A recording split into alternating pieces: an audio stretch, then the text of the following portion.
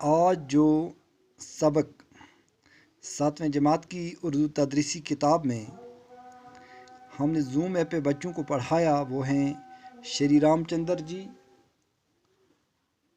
چونکہ یہ سبق ہم نے زوم ایپ کے ذریعے بچوں کو پڑھایا اور اس تک پہنچنے کی ایک کامیاب کوشش کی، لیکن یہاں ایک چھوٹا سا ویڈیو بنانا لازمی ہے تاکہ ہم اپنی کلاس کا اندراج کر سکیں۔ میں یہاں سے آج ہم نے پڑھا پیج نمبر 38 سے، میں اس کی بلند خوانی کرتا ہوں۔ رام چندر جی فرمانبردار تھے، نیکی، ایمانداری اور سچائی کا جذبہ ان کے دل میں بدرجہ آتم موجود تھا۔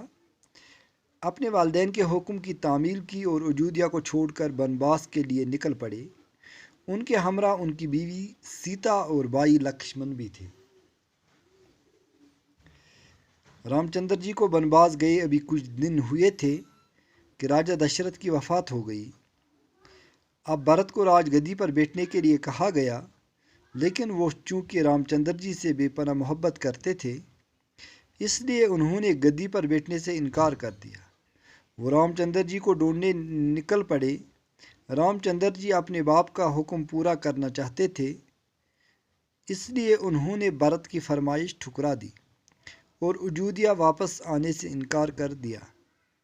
بھرت کو مایوسی ہوئی۔ بھرت رام چندر جی کی کھڑاؤں اپنے ساتھ لائے اور انہیں گدی پر رکھ کر رام چندر جی کے نام سے راج کرنے لگے۔ ادھر رام چندر جی سیتا اور لکشمن کے ساتھ بنواس کے دن گزار رہے تھے۔ وہاں لنکا کے راجہ راون کی بہن سروپ نکھا نے رام چندر کو اپنے دام محبت میں پھنسانے کی کوشش کی۔ اس پر خفا ہو کر رام چندر جی کے بھائی لکشمن نے اس کی ناک کاٹ لی۔ یہ دیکھ کر راون کو غصہ آیا اور وہ بیز بدل کر جنگل میں رام چندر جی کی کٹیا کے پاس پہنچا۔ پھر سیتا کو جب اکیلا پایا تو وہاں سے اس کو اٹھا کر لنکا لے گیا۔ جب رام اور لکشمن واپس کٹیا کے پاس پہنچے تو انہوں نے سیتا کو کٹیا سے غائب پایا۔ وہ بہت بے چین ہوئے۔ ہر طرف تلاش کے باوجود سیتا کا کچھ پتہ نہ چلا۔ آخر ہنومان جی کے ذریعے معلوم ہوا کہ لنکا کا راجہ راون سیتا کو اٹھا کر لنکا لے گیا۔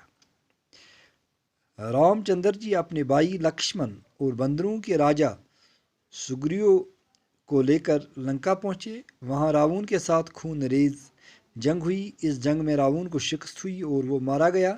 یہ جنگ ہمیں بدی اور نیکی کی یاد دلاتی ہے۔